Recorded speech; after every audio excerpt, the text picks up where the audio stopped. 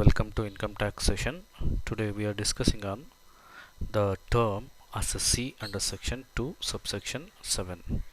ಅಂದರೆ assessee ಅಂದರೆ ಏನು ಆ್ಯಕ್ಚುಲ್ ಆಗಿ ಅದು ವಾಟ್ ಆ್ಯಕ್ಚುಲಿ ಇಟ್ ಮೀನ್ಸ್ ಅಂದರೆ ಸೆಕ್ಷನ್ 2(7) ಏನು ಹೇಳುತ್ತೆ ಅಂದರೆ assessee means a person by whom any tax or any other sum of money. It means any other sum of money means it may be a penalty or fines or interest or whatever it may be, which is payable under this act. Under this act means under the Income Tax Act of 1960. Income Tax Act 1960 ಪ್ರಕಾರ ಯಾವ any person by whom any other tax ಅವನು ಟ್ಯಾಕ್ಸನ್ನು payment ಮಾಡ್ತಿರ್ಬೋದು ಅಥವಾ ಯಾವುದೇ sum of ಮನಿನ income tax ಡಿಪಾರ್ಟ್ಮೆಂಟ್ಗೆ ಅಥವಾ ಗೌರ್ನಮೆಂಟ್ಗೆ ಪೇಮೆಂಟ್ ಮಾಡ್ತಿದ್ರೆ during the previous year is it to be an assessee. ಅವನನ್ನು ನಾವು assessee ಅಂತ ಹೇಳಿ ಕರಿತೀವಿ. ಅಂದರೆ ಯಾರು ಟ್ಯಾಕ್ಸನ್ನು ಪೇಮೆಂಟ್ ಮಾಡ್ತಾರೆ ಅವನು ಮಾತ್ರ assessee ಆಗೋದಿಲ್ಲ.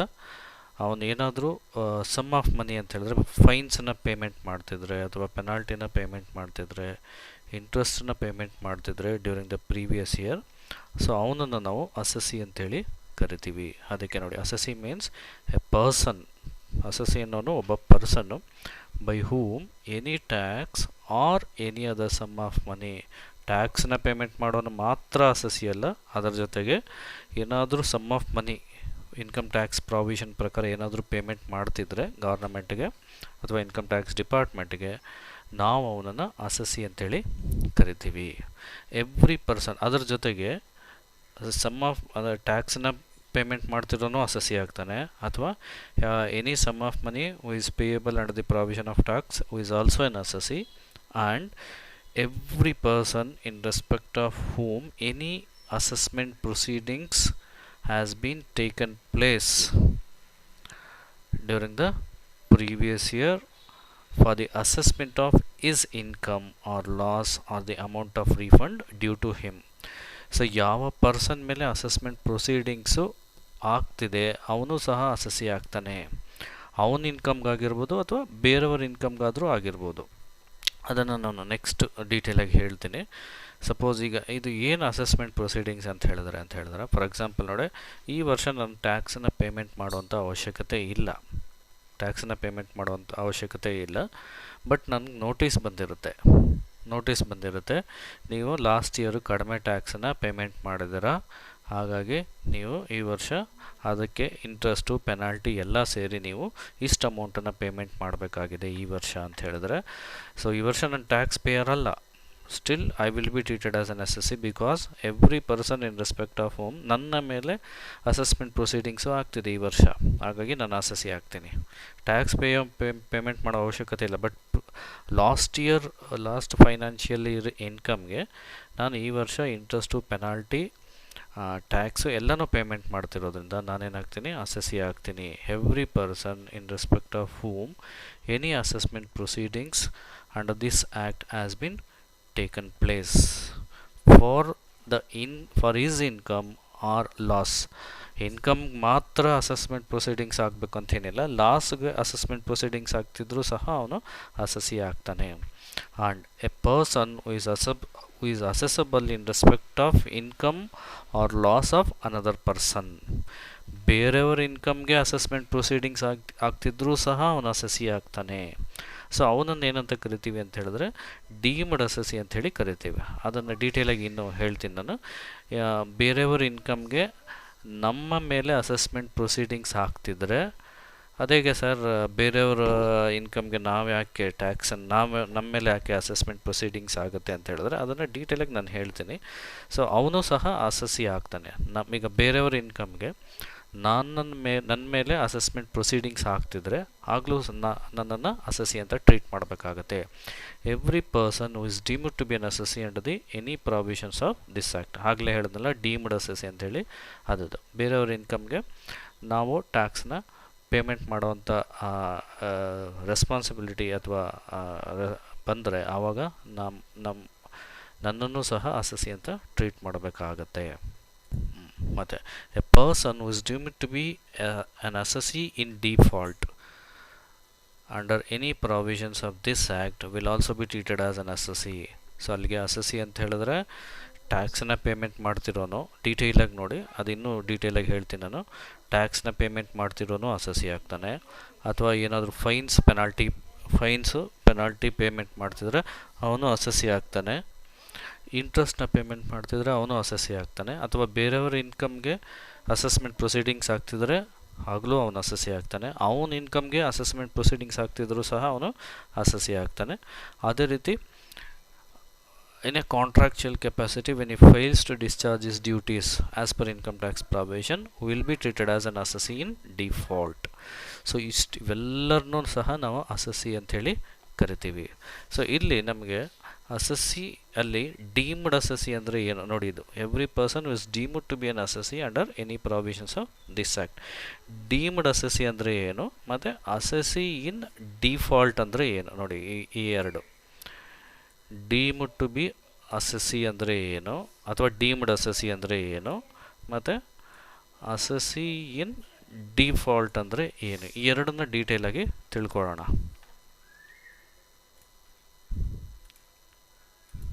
ಓಕೆ ನೋಡಿ, ಅಸೆಸಿ ಅಂದರೆ ಡೀಮ್ಡ್ ಅಸೆಸಿನ ಇನ್ಕ್ಲೂಡ್ ಆಗುತ್ತೆ ಅಂತ ಆಗಲೇ ಹೇಳಿದ್ದೆ ನಾನು.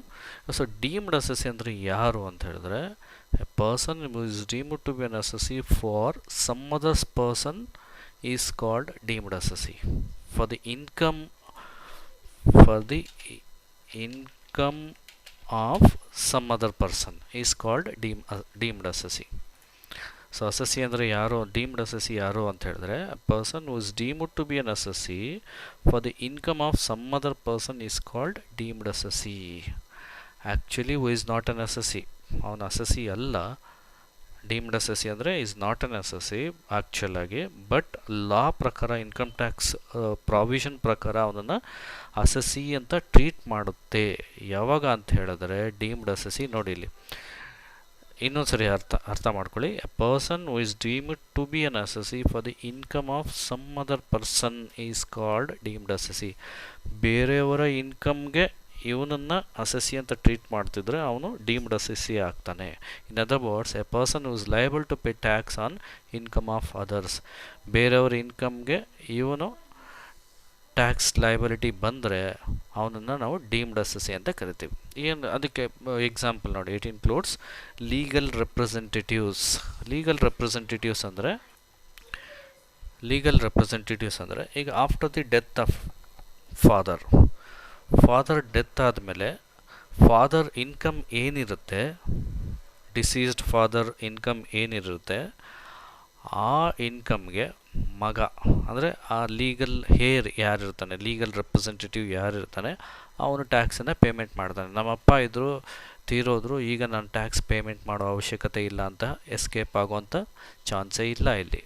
ಸೊ ಅವರನ್ನು ನಾವು ಡೀಮ್ಡ್ ಅಸೆಸಿ ಅಂತ ಕರಿತೀವಿ. ಅಂದರೆ after the death of a father, his son or his legal heir will be treated as deemed assessee. ಅಪ್ಪ ಸತ್ತೋದ್ರು, ಅಪ್ಪನ ಇನ್ಕಮ್ಗೆ ಮಗನ್ನ ಡೀಮ್ಡ್ ಅಸೆಸಿ ಅಂತ ನಾವು ಟ್ರೀಟ್ ಮಾಡಬೇಕಾಗತ್ತೆ. ಇನ್ಕಮ್ ಟ್ಯಾಕ್ಸ್ ಪ್ರಾವಿಷನ್ ಆ ರೀತಿ ಇದೆ, ಮಗನ್ನ ಡೀಮ್ಡ್ ಅಸೆಸಿ ಅಂತ ಟ್ರೀಟ್ ಮಾಡಬೇಕಾಗತ್ತೆ. ಅದೇ ರೀತಿ ಏಜೆಂಟ್ ಆಫ್ ನಾನ್ ರೆಸಿಡೆಂಟ್ ಇನ್ಕಮ್ಗೆ ಇಲ್ಲಿ ಏಜೆಂಟ್ ಯಾರಿರ್ತಾನೆ ಅಂದರೆ ಇಂಡಿಯಾಲಿ ಏಜೆಂಟ್ ಯಾರಿರ್ತಾನೆ, ಆ ಏಜೆಂಟನ್ನು ಡೀಮ್ಡ್ ಅಸೆಸಿ ಅಂತ ಟ್ರೀಟ್ ಮಾಡಬೇಕಾಗತ್ತೆ. ನಾನ್ ರೆಸಿಡೆಂಟ್ ಇನ್ಕಮ್ ಬಂತು, ಆ ಇನ್ಕಮನ್ನು ಯಾರು ಎಂಜಾಯ್ ಮಾಡ್ತಿರ್ತಾರೆ ಅಥವಾ ಏಜೆಂಟು ಎಂಜಾಯ್ ಮಾಡ್ತಿರ್ತಾನೆ, ಹಾಗಾಗಿ ಆ ಏಜೆಂಟನ್ನು ನಾವು ಡೀಮ್ಡ್ ಅಸೆಸಿ ಅಂತ ಟ್ರೀಟ್ ಮಾಡಬೇಕಾಗತ್ತೆ. ಅದೇ ರೀತಿ ಗಾರ್ಡಿಯನ್ ಆಫ್ ಎ ಚೈಲ್ಡ್, ಈಗ ಪೇರೆಂಟ್ಸ್ ಇರೋದಿಲ್ಲ, ಗಾರ್ಡಿಯನ್ನ ಅಪಾಯಿಂಟ್ ಮಾಡಿದರೆ ಆಗ ಚೈಲ್ಡ್ ಪ್ರಾಪರ್ಟಿ ಏನಿರುತ್ತೆ, ಚೈಲ್ಡ್ ಪ್ರಾಪರ್ಟಿ ಇನ್ಕಮ್ ಏನಿರುತ್ತೆ, ಆ ಇನ್ಕಮ್ಗೆ ಗಾರ್ಡಿಯನನ್ನು ಡೀಮ್ಡ್ ಅಸೆಸಿ ಅಂತ ಟ್ರೀಟ್ ಮಾಡಬೇಕಾಗತ್ತೆ. ಅದೇ ರೀತಿ ಲುನಾಟಿಕ್ ಅಂದರೆ ಮ್ಯಾಡ್ ಅಂತ, ಹುಚ್ಚ ಅಂಥೇಳಿ. ಸೊ ಆ ಹುಚ್ಚನಿಗೆ ಏನಾದರೂ ಇನ್ಕಮ್ ಪ್ರಾಪರ್ಟಿ ಇದ್ದು ಆ ಪ್ರಾಪರ್ಟಿಯಿಂದ ಇನ್ಕಮ್ ಬರ್ತಿದ್ರೆ ಆಗ ಅವನಿಗೆ ಗಾರ್ಡಿಯನ್ ಯಾರಿರ್ತಾನೆ, ಆ ಗಾರ್ಡಿಯನನ್ನು ನಾವು ಡೀಮ್ಡ್ ಅಸೆಸಿ ಅಂತ ಟ್ರೀಟ್ ಮಾಡಬೇಕಾಗತ್ತೆ. ಸೊ ಡೀಮ್ಡ್ ಅಸೆಸಿ ಬೇರೆಯವರ ಇನ್ಕಮ್ಗೆ ಪರ್ಟಿಕ್ಯುಲರ್ ಪರ್ಸನನ್ನು ಅಸೆಸಿ ಅಂತ ಟ್ರೀಟ್ ಮಾಡುವಂಥದ್ದು. ಯಾವಾಗ ಆ ಇನ್ಕಮನ್ನು ಇವನು ಎಂಜಾಯ್ ಮಾಡ್ತಿದ್ರೆ ಆವಾಗ deemed assessee will come into picture. Next next ನೋಡಿ assessee in default. So assessee in default ಅಂದರೆ ಯಾರು ಅಂತ ಹೇಳಿದ್ರೆ, when a person fails to do is duties as per income tax provision in respect of deduction of tax ಈ is said to be assessee in default. Income tax provision ಪ್ರಕಾರ ಒಬ್ಬ ಪರ್ಸನ್ನು ಅವನ ಡ್ಯೂಟೀಸ್ನ ಮಾಡಬೇಕಾಗಿತ್ತು. ಏನು ಅವನ ಡ್ಯೂಟೀಸ್ ಅಂದರೆ ಡಿಡಕ್ಷನ್ ಆಫ್ ಟ್ಯಾಕ್ಸನ್ನು ಕಟ್ ಮಾಡುವಂಥದ್ದು ಮಾಡಬೇಕಾಗಿತ್ತು. ಅದನ್ನು ಮಾಡಲಿಲ್ಲ ಅಂತ ಹೇಳಿದ್ರೆ ಅವನನ್ನು ನಾವು ಅಸಸಿ ಇನ್ ಡಿಫಾಲ್ಟ್ ಅಂತ ಹೇಳಿ ಕರಿತೀವಿ. When a person fails to do is duties as per income tax provision in respect of deduction of tax is said to be assessee in default. Example ನೋಡಿ ಇಲ್ಲಿ, ಎಂಪ್ಲಾಯರು ಮತ್ತು employee ಅಂತ ಇಟ್ಕೊಳ್ಳಿ. ಒಂದು employer ಸ್ಯಾಲ್ರಿನ ಎಂಪ್ಲಾಯೀಸ್ಗೆ ಸ್ಯಾಲ್ರಿನ ಕೊಡೋದಕ್ಕಿಂತ ಮುಂಚೆ ಅವನ ಎಂಪ್ಲಾಯರ್ ಡ್ಯೂಟಿ ಏನು ಅಂತ ಹೇಳಿದ್ರೆ, ಆ ಸ್ಯಾಲ್ರಿ ಟ್ಯಾಕ್ಸಬಲ್ ಇನ್ಕಮ್ ಆದರೆ ಅದಕ್ಕೆ ಅವನು ಪ್ರತಿ ತಿಂಗಳಲ್ಲಿ ಇಷ್ಟಿಷ್ಟು ಅಮೌಂಟ್ ಅಂತ ಕಟ್ ಮಾಡ್ತಾ ಬರಬೇಕಾಗತ್ತೆ. ಅಂದರೆ ಫಾರ್ ಎಕ್ಸಾಂಪಲ್ ಈಗ ನನ್ನ ಸ್ಯಾಲ್ರಿ ಇನ್ಕಮ್ 1 lakh rupees ಅಂತ ಇಟ್ಕೊಳ್ಳಿ. ಸೊ 1 lakh rupees ಅಂದರೆ ಎಂಪ್ಲಾಯರ್ ಇಲ್ಲಿ ಯಾರು ಆಗ್ತಾರೆ ಅಂತ ಹೇಳಿದ್ರೆ ನಮಗೆ ಪ್ರಿನ್ಸಿಪಲ್ ಆಗ್ತಾರೆ. ಸೊ ಪ್ರಿನ್ಸಿಪಲ್ ಡ್ಯೂಟಿ ಏನು ಅಂತ ಹೇಳಿದ್ರೆ 1 lakh rupees ಸ್ಯಾಲ್ರಿನ ಕೊಡೋದಕ್ಕಿಂತ ಮುಂಚೆ ಅದನ್ನು ಪರ್ ಆ್ಯನಮ್ಗೆ ಕನ್ವರ್ಟ್ ಮಾಡ್ಕೋಬೇಕಾಗುತ್ತೆ.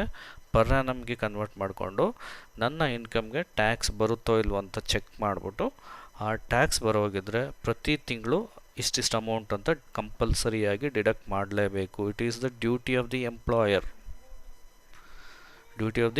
ಎಂಪ್ಲಾಯರ್.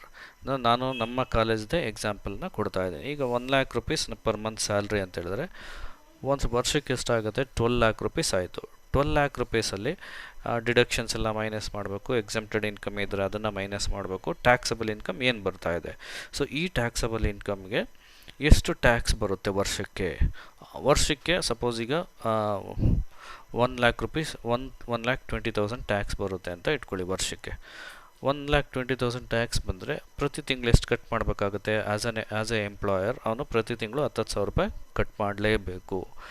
ಮಾಡಲಿಲ್ಲ ಅಂದರೆ ಎಂಪ್ಲಾಯರು ಅಸಸಿ ಇನ್ ಡಿಫಾಲ್ಟ್ ಆಗ್ತಾನೆ.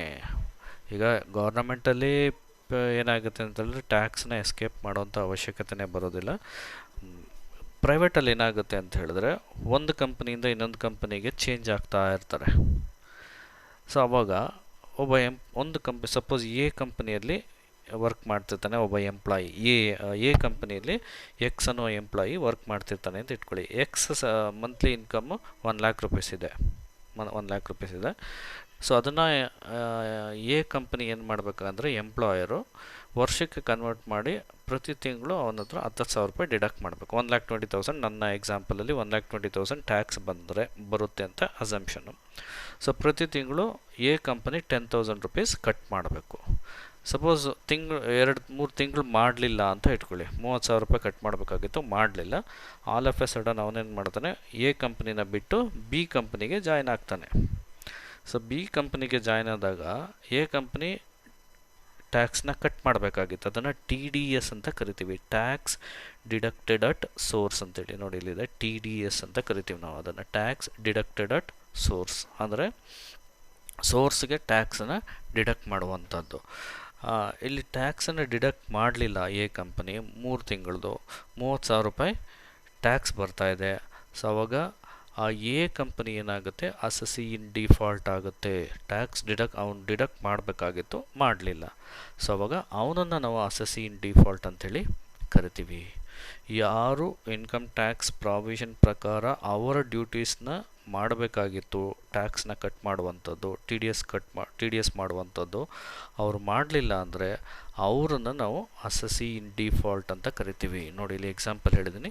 When an employer fails to deduct tax ಅಂದರೆ TDS before paying salaries to employees within specified period, then employer is treated as assessee in default. ಎಂಪ್ಲಾಯರನ್ನು ನಾವು assessee in default ಅಂತೇಳಿ ಕರಿತೀವಿ. ಯಾಕಂದರೆ default ಮಾಡಿದ್ದಾನೆ. ಯಾರು default ಮಾಡಿರೋದು, ಮಿಸ್ಟೇಕ್ ಮಾಡಿರೋದು ಎಂಪ್ಲಾಯರ್ ಮಿಸ್ಟೇಕ್ ಮಾಡಿರೋದ್ರಿಂದ ಅವನನ್ನು ಅಸಸಿ ಇನ್ ಡಿಫಾಲ್ಟ್ ಅಂಥೇಳಿ ನಾವು ಕರಿತೀವಿ. So this is about assessee. ಇನ್ನೊಂದು ಸರಿ ಬ್ರಷ್ ಅಪ್ ಮಾಡ್ತೀನಿ ನೋಡಿ.